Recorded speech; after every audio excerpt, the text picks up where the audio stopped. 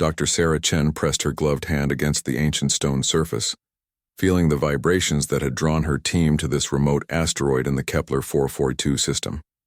The archaeological expedition was supposed to be routine, another dig site among thousands scattered across the galaxy. But the moment they breached the sealed chamber, everything changed. The walls were covered in symbols that defied classification.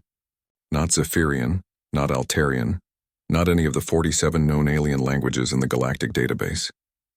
The inscriptions seemed to shift and writhe under their examination lights, as if the very act of observation altered their meaning. "Professor, you need to see this," called Marcus Webb, the team's linguist, his voice tight with excitement and fear. He stood before a massive crystalline tablet that dominated the chamber's center, its surface pulsing with an inner light that had no technological source. Sarah approached carefully, her scanner detecting energy readings that shouldn't exist. The crystal was older than their equipment could measure, yet it hummed with active power. As she drew closer, the symbols on its surface began to arrange themselves into patterns that somehow, impossibly, her mind could interpret. The first line made her blood run cold.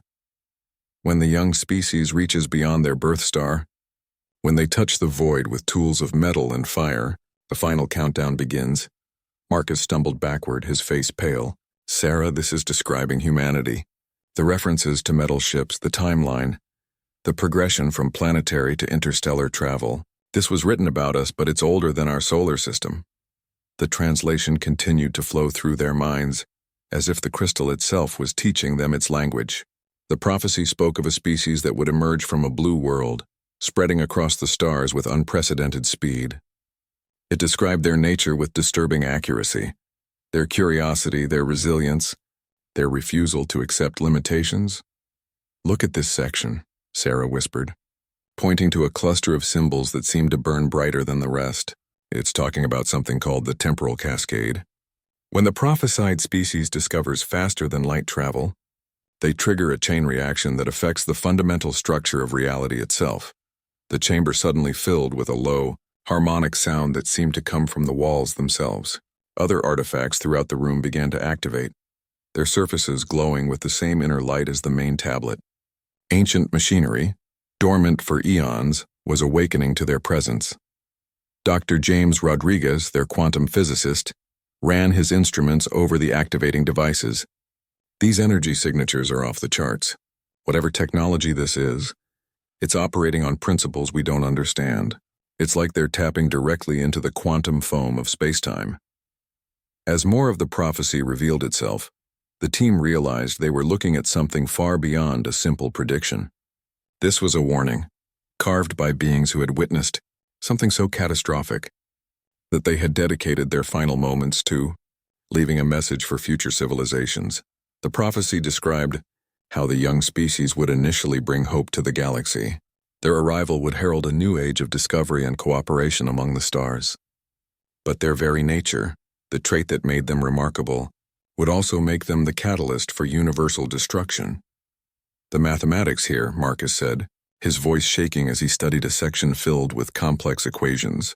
"It's describing the collapse of causality itself. When this species achieves certain technological milestones, they create paradoxes that reality cannot resolve." Sarah felt a chill that had nothing to do with the asteroid's cold atmosphere.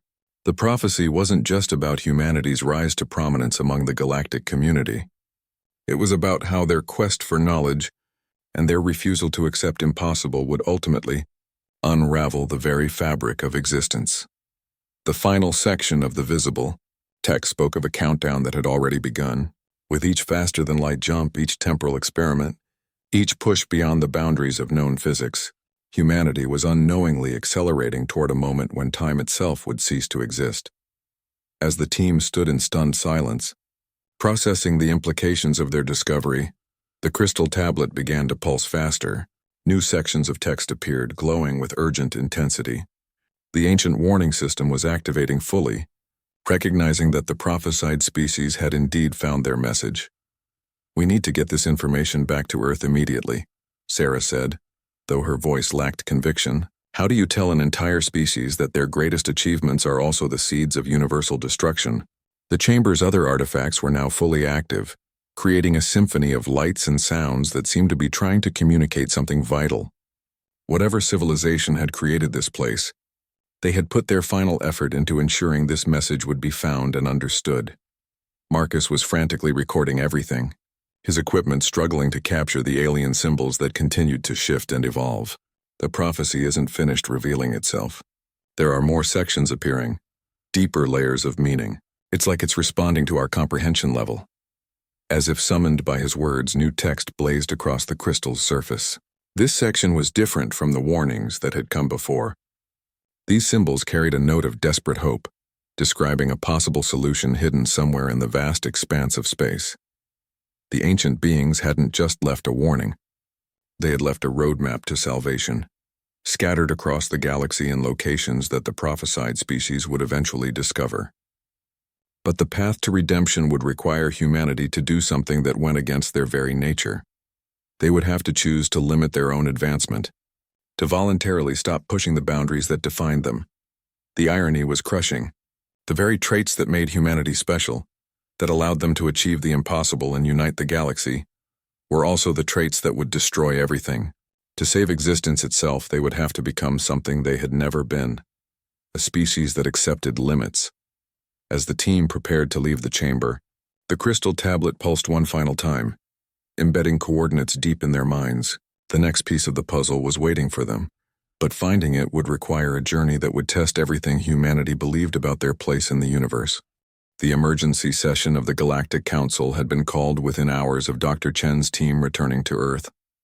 Representatives from 43 different species gathered in the orbital station above.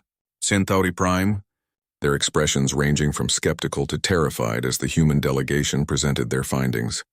Ambassador Elena Vasquez stood before the assembled representatives, the weight of her species' future heavy on her shoulders. Behind her, holographic displays showed the alien prophecy in all its terrible detail, the symbols still shifting and changing as if alive. "The evidence is undeniable," Elena said, her voice steady despite the chaos her words would unleash.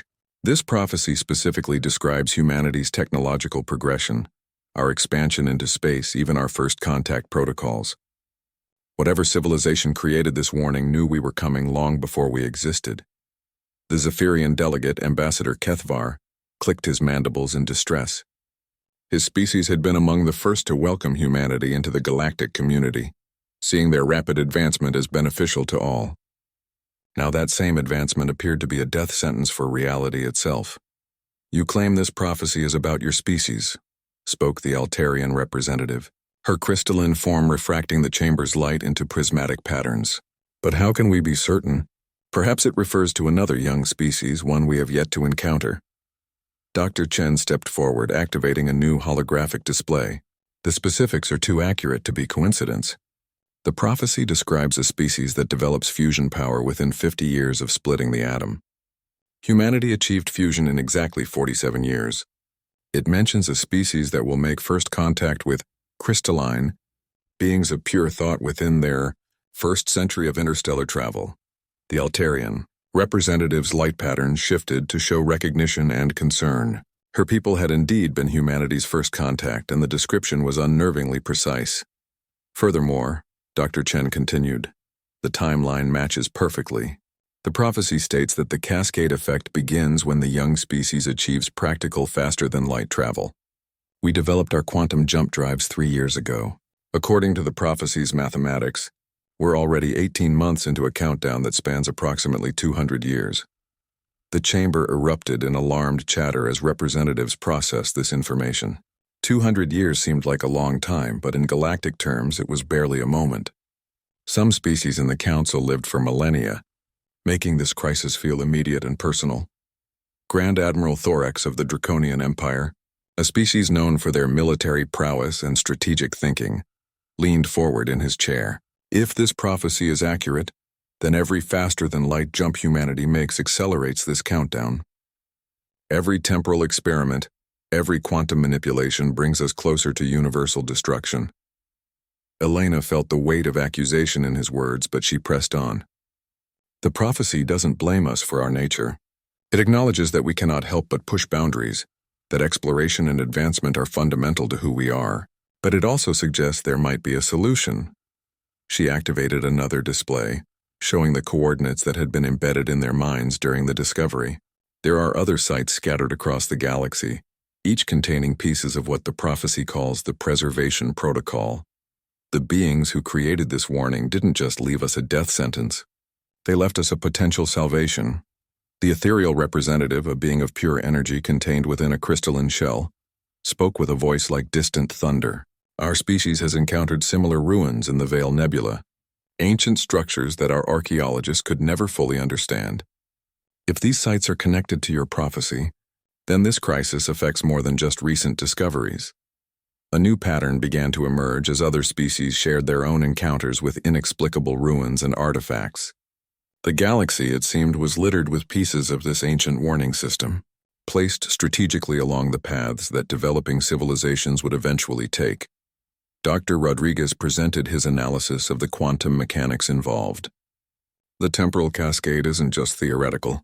We're already detecting minor fluctuations in the quantum foam around areas where humanity has conducted faster-than-light experiments. Space-time itself is becoming unstable, but the changes are so subtle that our instruments can barely detect them.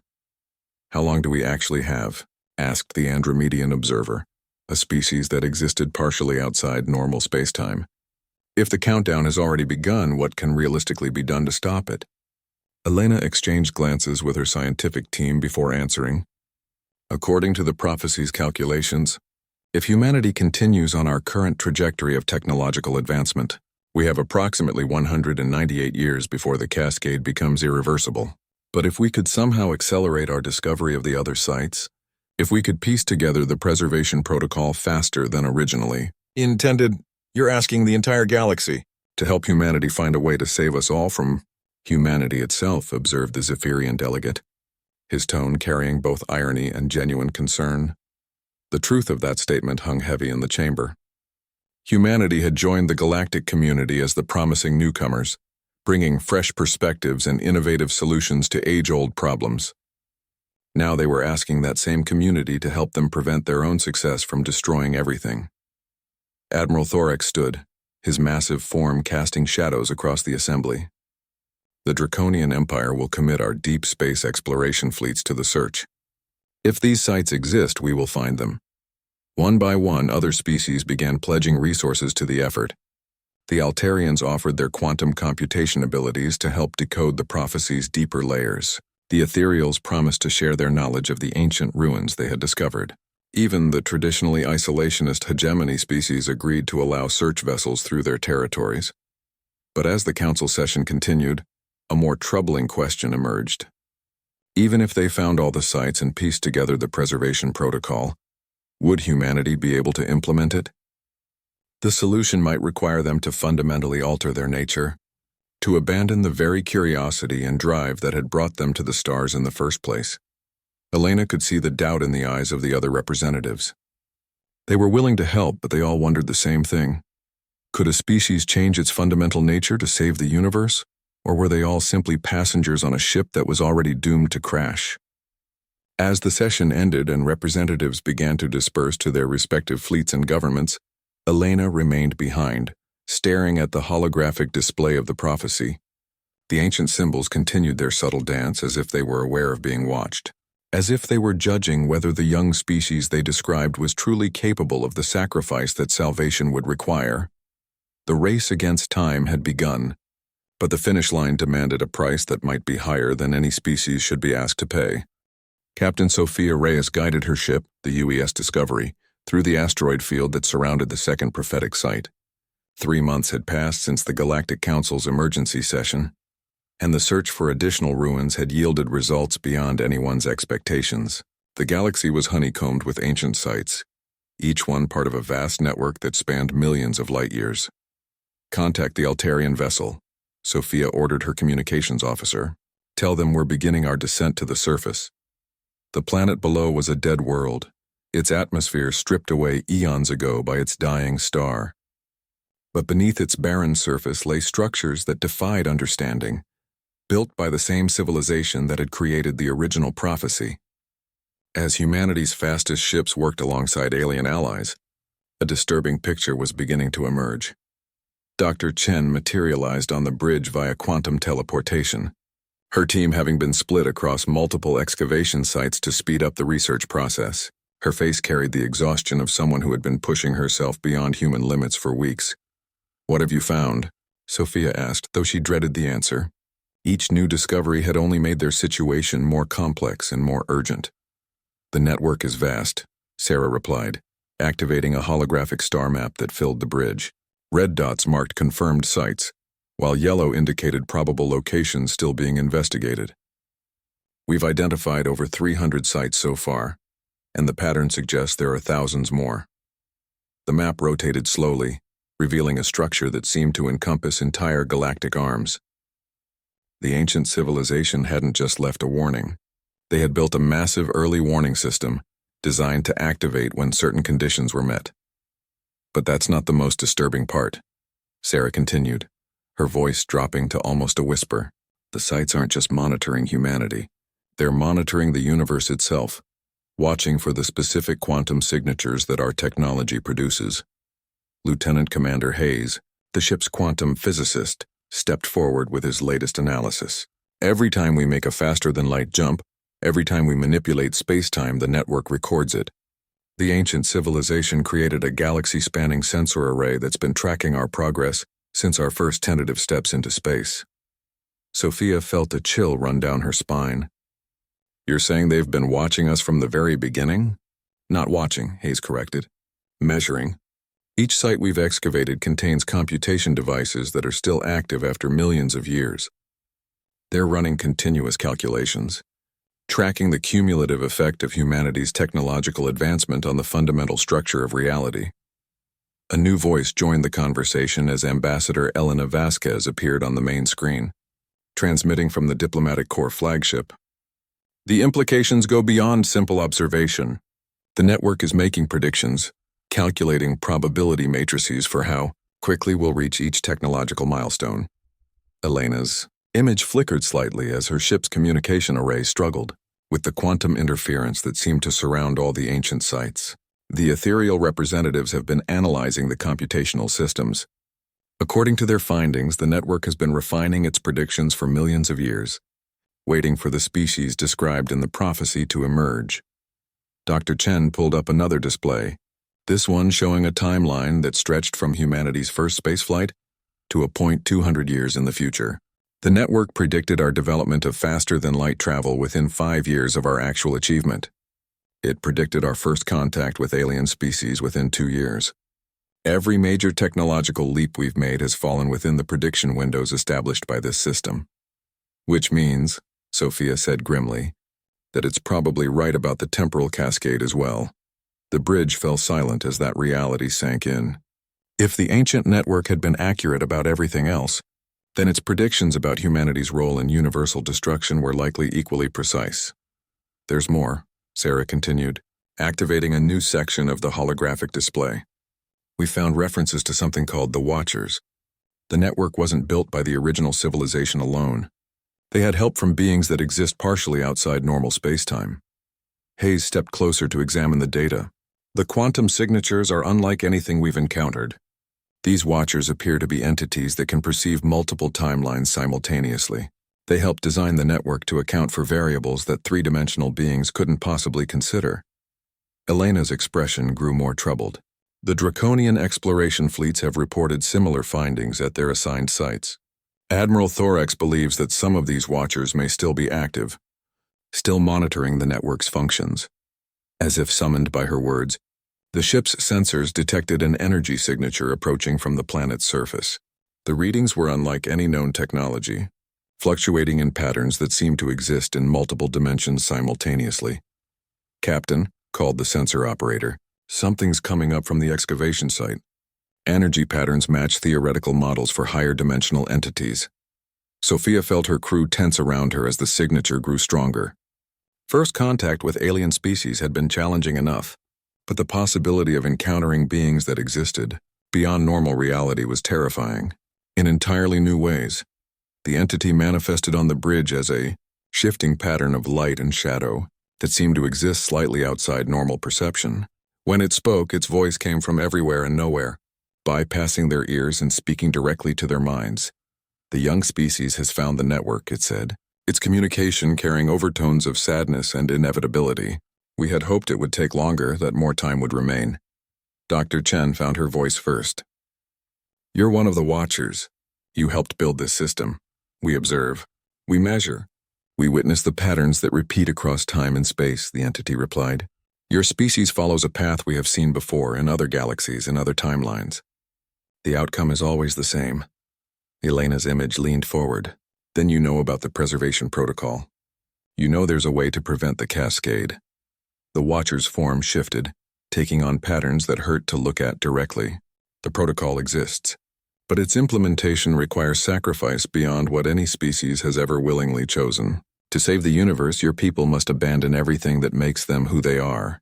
What exactly does that mean? Sophia demanded, her military training making her focus on practical details even in the face of cosmic horror. The cascade begins because your species refuses to accept limits, the Watcher explained. You push beyond every boundary, explore every possibility, refuse to believe that anything is truly impossible. This nature is what makes you remarkable, but it is also what makes you dangerous. The entity paused, its form stabilizing into something almost resembling a humanoid shape. The preservation protocol would place artificial limits on your advancement. No more faster-than-light travel. No more temporal experiments. No more pushing the boundaries of physics. Your species would be contained, prevented from achieving its full potential to save everything else.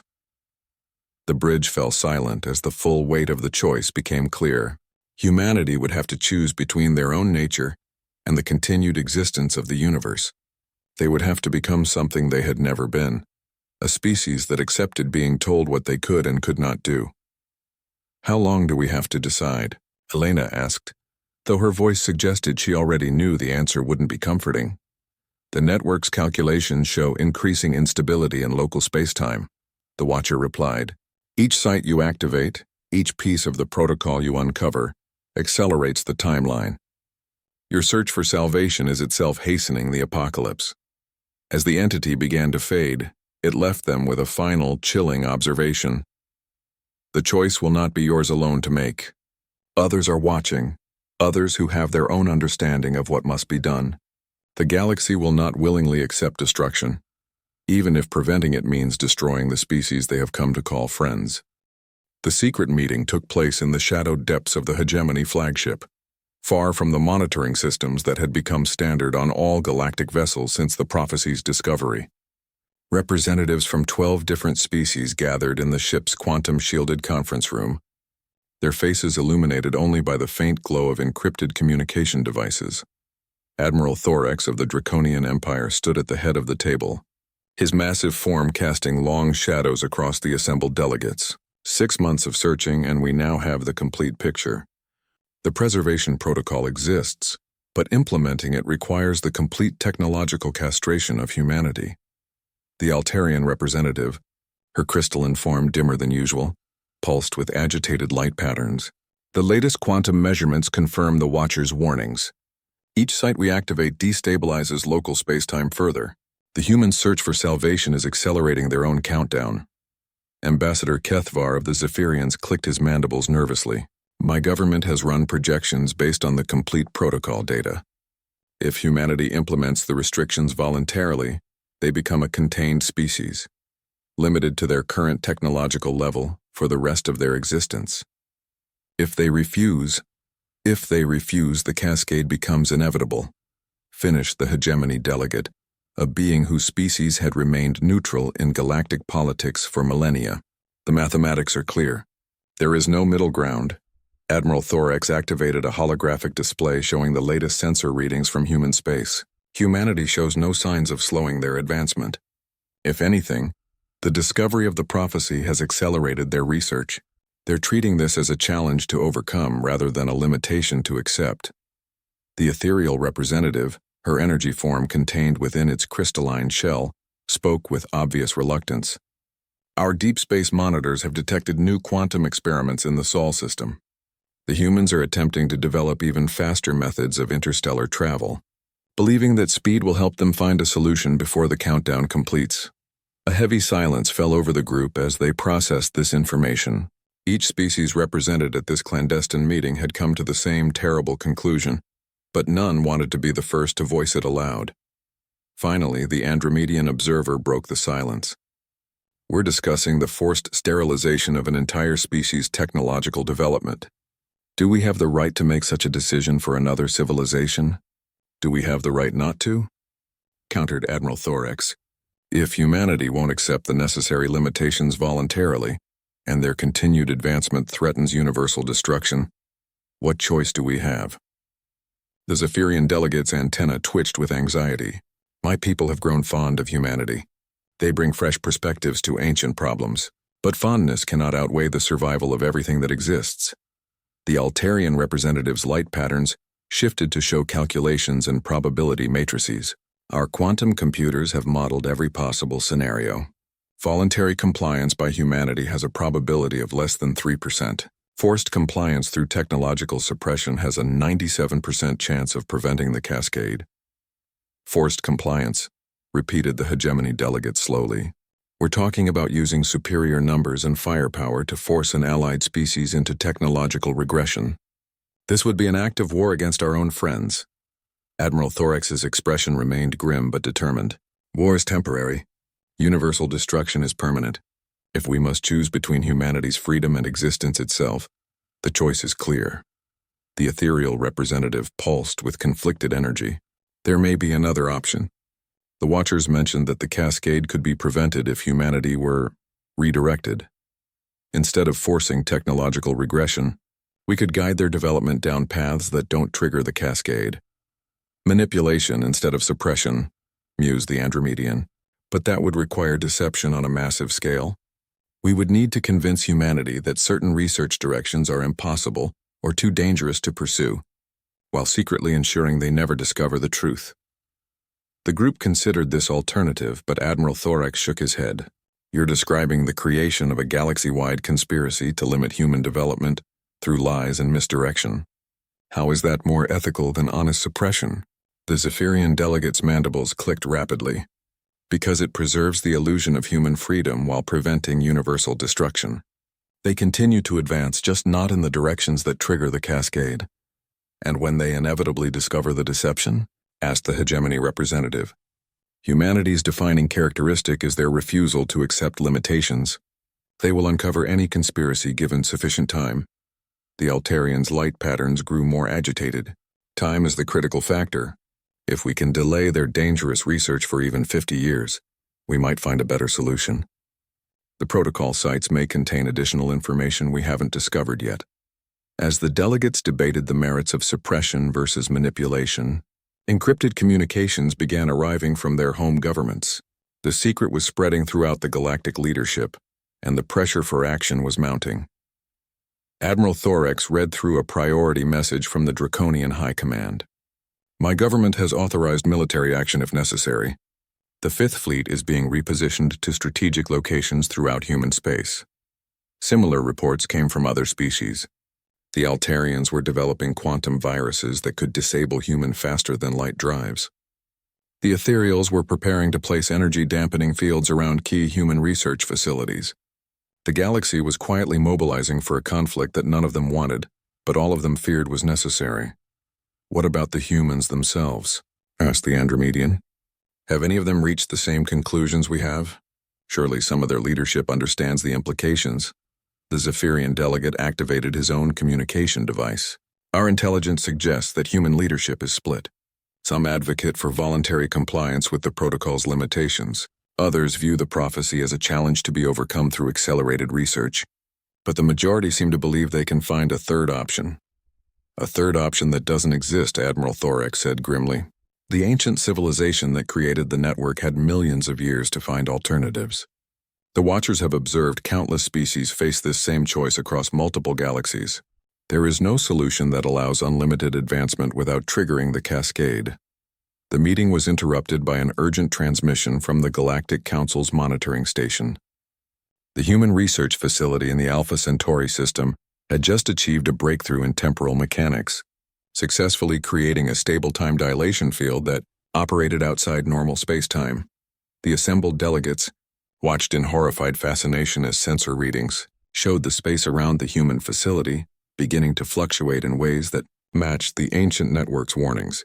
Humanity had just taken another step toward the cascade, and the countdown had accelerated accordingly. "How long do we have before military intervention becomes the only option?" asked the hegemony delegate. Admiral Thorax consulted his tactical computers. "Based on current human research speeds and the rate of cascade acceleration, we have perhaps 18 months before we must act. After that point, even forced technological suppression might not be enough to prevent universal destruction." As the meeting ended, and delegates prepared to return to their ships, each carried with them the weight of an impossible decision. They had come together as allies seeking to preserve their friendship with humanity. But they were leaving as conspirators planning the effective conquest of the species they had grown to respect. The irony was not lost on any of them. Humanity's greatest strength, their refusal to accept limits and their drive to overcome impossible challenges, had made them the most remarkable species in the galaxy. But that same strength was now forcing their friends to become their enemies, all in the name of preserving a universe that humanity's nature was destined to destroy. President Maria Santos stood before the emergency session of the United Earth Congress, her face bearing the weight of impossible decisions. The vast chamber buzzed with tension as representatives from every nation and colony struggled to comprehend the intelligence reports that had just reached Earth through their own network of spies and allies. "The galactic community is preparing for war against us," she announced, her voice cutting through the murmur of shocked conversations. "Our closest allies are positioning fleets and developing weapons, specifically designed to neutralize our technological capabilities." Dr. Sarah Chen, now serving as special advisor on prophetic affairs, activated the main display to show intercepted communications and fleet movements.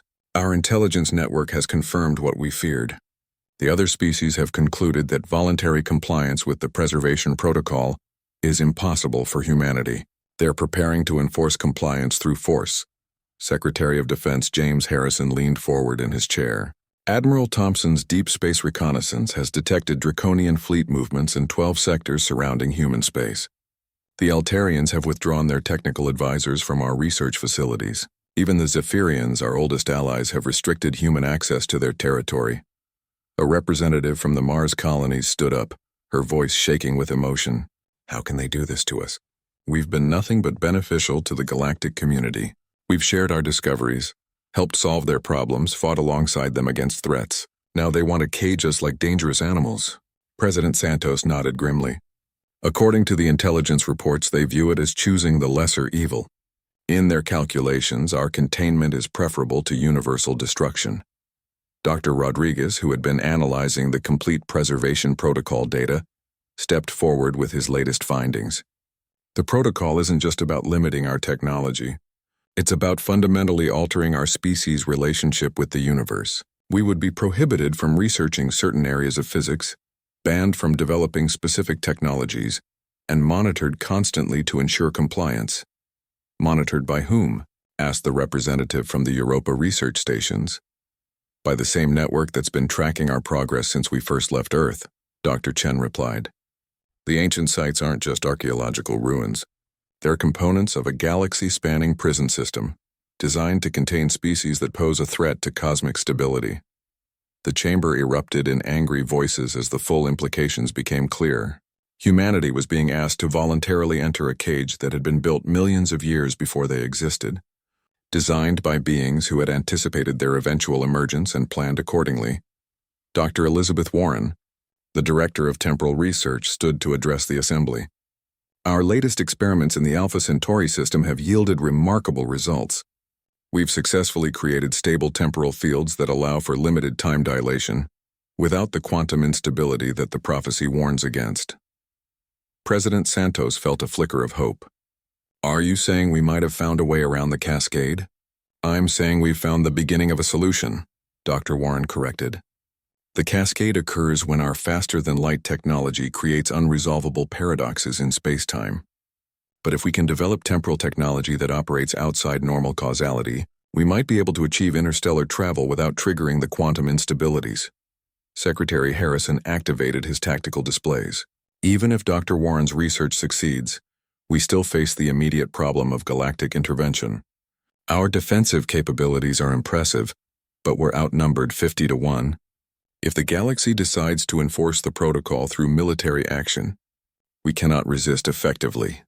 A new voice joined the debate as Admiral Rebecca Thompson appeared on the main screen, transmitting from her flagship, positioned at the edge of human space. The situation is worse than our intelligence initially indicated.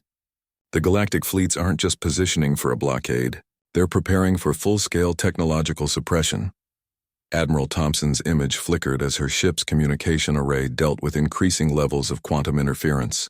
The ethereals have begun placing energy-dampening fields around our key research facilities. The Altarians are deploying quantum viruses designed to disable our computational systems. They're not planning to negotiate. They're planning to act. President Santos felt the weight of leadership pressing down on her. Every decision she made would affect not just humanity's future, but potentially the fate of the universe itself. What are our options? Dr. Chen pulled up a strategic assessment that had been prepared by the combined efforts of Earth's best military and scientific minds. We have 3 possible courses of action. First, voluntary compliance with the protocol. We accept technological limitation in exchange for galactic peace, and condemn our species to perpetual stagnation, interrupted the representative from the Titan research colonies. We would become cosmic pets kept under observation and prevented from achieving our potential. Second option, Dr. Chen continued. We resist galactic intervention and attempt to develop our own solutions to the cascade problem. This means preparing for war against overwhelming odds while racing to find a technological fix. Secretary Harrison grimaced. Our war game simulations give us less than a 5% chance of military success against combined galactic forces. Even if we could somehow win such a conflict, we would be forever marked as a rogue species. Third option, Dr. Chen said, her voice growing quieter. We implement a modified protocol of our own design. We voluntarily limit certain areas of research while accelerating others, attempting to find a middle path that prevents the cascade without surrendering our fundamental nature. President Santos studied the faces of the assembled representatives, seeing fear, anger, determination, and desperation in equal measure. Dr. Warren, how confident are you that temporal technology could provide a solution? Confident enough to stake everything on it, Dr. Warren replied without hesitation. The mathematics are promising and our preliminary experiments have exceeded expectations. But we need time, and time is what we don't have. A priority communication alert interrupted the session. Admiral Thompson's tactical officer appeared on screen, his face pale with urgency. Madam President, we're detecting massive fleet movements throughout galactic space. Multiple species are converging on predetermined positions around human territory. The main display shifted to show a strategic map of local space, with red indicators showing the positions of alien fleets. The pattern was unmistakable. Humanity was being surrounded by a force large enough to implement total technological suppression. How long before they're in position? President Santos asked. 72 hours, Admiral Thompson replied. After that, they'll have the capability to cut off all human space from the rest of the galaxy and begin systematic neutralization of our advanced technologies. The chamber fell silent as representatives processed the reality of their situation. In 3 days, everything would change. Humanity would either voluntarily surrender their freedom to explore and advance, or they would face a war they could not win against species they had considered friends.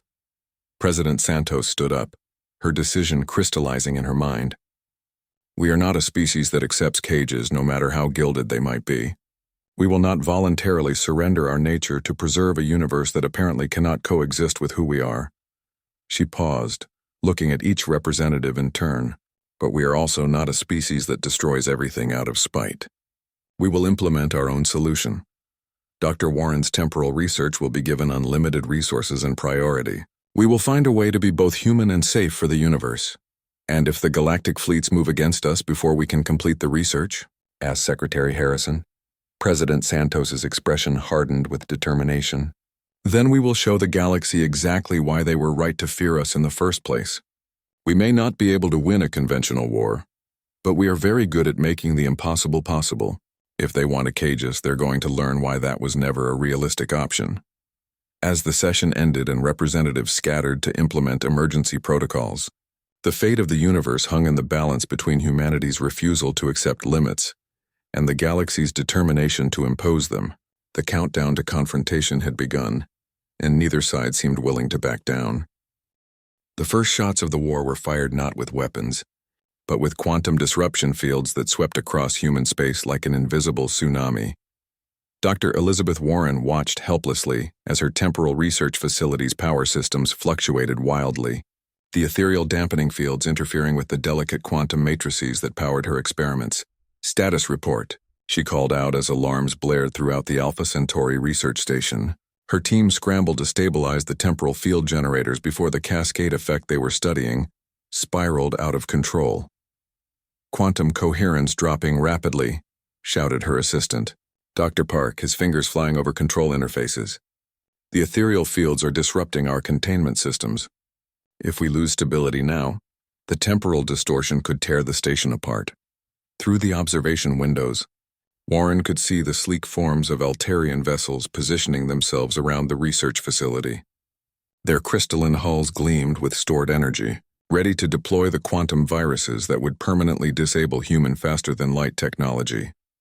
"Dr. Warren," came Admiral Thompson's voice over the communication system, "you need to evacuate immediately. The galactic fleets are beginning their systematic shutdown of human research facilities." Warren gritted her teeth, refusing to abandon months of crucial work. "5 more minutes. We're on the verge of a breakthrough. The temporal field is stabilizing in ways that the prophecy's mathematics didn't predict." Around the galaxy, similar scenes were playing out as the coordinated galactic intervention began. Human colonies found themselves cut off from faster-than-light communication as draconian vessels jammed their quantum transmitters. Research stations were surrounded by overwhelming force, their scientists given ultimatums to surrender their work or face technological suppression. On Earth, President Santos stood in the Emergency Command Center, watching as reports flooded in from across human space. The galactic community was implementing their plan with military precision, demonstrating a level of coordination that spoke to months of secret preparation. "Madam President," Admiral Thompson's voice crackled through the quantum interference. "The Zephyrian fleet is requesting permission to board our stations. They're claiming this is a peaceful intervention for galactic security." Santos felt a bitter laugh escape her lips. "Peaceful intervention? They're trying to make themselves feel better about betraying their allies." She activated the fleet-wide communication system. "All human vessels and facilities, this is President Santos. You are authorized to resist galactic intervention by any means necessary. We will not surrender our freedom voluntarily." The response was immediate and defiant. Across human space, research stations activated their defensive systems. Colonial defense fleets powered up their weapons, and humanity prepared to face impossible odds rather than accept technological castration. At the Alpha Centauri facility, Dr. Warren's breakthrough came at the worst possible moment. The temporal field suddenly stabilized in a configuration that defied the prophecy's predictions, creating a pocket of space-time that existed partially outside normal causality. "This is it," Warren called out excitedly. "We've created a stable temporal bubble that allows faster-than-light travel without quantum instability. The cascade can't affect what doesn't exist in normal space-time." But her triumph was short-lived. The Altarian vessels had detected the unusual energy signatures and were moving to intercept. Their quantum viruses, designed to disable human technology, began infiltrating the station's computer systems. Dr. Park frantically tried to protect their data as alien code rewrote their systems. "The virus is adapting faster than our countermeasures. We're losing everything." Warren made a desperate decision. Instead of trying to save their research, she began feeding the temporal field data directly into the station's quantum communication array. If they were going to lose their work, at least they could share it with other human facilities before the galactic forces could stop them. The transmission lasted only seconds before the Altarian virus completely disabled their systems. But those seconds were enough. The breakthrough data spread across human space at quantum speeds, reaching research facilities and military installations before the galactic dampening fields could prevent its dissemination. President Santos watched the tactical display as the Situation escalated beyond anyone's control. Human resistance was proving more effective than the galactic forces had anticipated, but it was also accelerating the very timeline they were trying to prevent. Madam President, called her science advisor, we're receiving Warren's temporal field data from Alpha Centauri. Multiple facilities are reporting successful replication of her results. We may actually have a solution to the cascade problem. But even as hope flared, new reports arrived that chilled Santos to the bone. The galactic intervention wasn't just targeting human technology. The ancient monitoring network was responding to the increased level of conflict, its sensors detecting quantum signatures that matched historical patterns of species facing the cascade choice. On the bridge of the Draconian flagship, Admiral Thorax watched his tactical displays with growing alarm. Human resistance was fiercer than expected, and their technology was adapting to galactic countermeasures with disturbing speed. Admiral, reported his tactical officer, the humans have somehow developed temporal shielding that's protecting their key facilities from our disruption fields. Their defensive capabilities are increasing faster than our intelligence predicted. Thorax felt a familiar chill of recognition. This was exactly what the prophecy had warned about. When threatened, humanity didn't retreat or surrender. They innovated, adapted, and pushed their technology beyond previous limits. The galactic intervention was actually accelerating human advancement instead of preventing it. Sir, called his sensor operator. The ancient monitoring sites are showing increased activity. The network is detecting massive quantum instabilities throughout this sector of space. The tactical display shifted to show energy readings from the prophetic sites scattered across the galaxy. Every single installation was lighting up with activity, their ancient sensors registering quantum signatures that matched the cascade warnings with terrifying precision. Back on Earth, Dr. Sarah Chen was analyzing the same data with a growing sense of dread. The network is responding to our conflict with the galactic forces. Every weapon fired, every technology deployed, every adaptive countermeasure we develop is contributing to quantum instability. President Santos felt the weight of cosmic irony crushing down on her. We're being forced into the exact situation the prophecy warned against. The galactic attempt to prevent the cascade is actually triggering it. As if summoned by her words, one of the Watchers materialized in the command center, its impossible form causing reality to bend around its presence. The ancient entity's communication bypassed their ears and spoke directly to their minds. The pattern completes itself, the Watcher said, its voice carrying the weight of eons. As we have observed across countless galaxies, the attempts to prevent the cascade always become the catalyst for its acceleration. Your species cannot be contained because containment itself triggers the very defiance that makes you dangerous. Santos faced the entity with the courage that had made her species remarkable. Then what's the solution? Are we doomed to destroy the universe simply by being who we are? The Watcher's form shifted, taking on patterns that seemed to exist in multiple dimensions simultaneously. There is one path that has never been attempted. It requires not the limitation of your species, but its transformation into something beyond the reach of the cascade's effects. What kind of transformation? Santos demanded. The same transformation that we ourselves underwent when we faced this choice millions of years ago, the Watcher replied. The step beyond three-dimensional existence, beyond the physical limitations that make the cascade possible. But it requires abandoning not just your technology, but your physical forms and your connection to material reality itself. As the galactic war raged around them, and the countdown to universal destruction accelerated, humanity faced their final choice. They could become something beyond their current existence and save the universe, or remain human and watch everything end. The irony was complete. To save their humanity, they would have to stop being human entirely. The final council meeting took place not in any physical location, but within the temporal bubble that Dr. Warren's breakthrough had created. Representatives from across human space gathered as quantum consciousness projections, their physical bodies safely protected in shielded facilities, while their minds met in a space that existed outside normal causality. President Santos looked around at the assembled faces, seeing the exhaustion and determination that had carried humanity through 3 weeks of impossible conflict. The war with the galactic forces had reached a stalemate, with neither side able to achieve decisive victory, but the cascade countdown had accelerated to a matter of days rather than decades.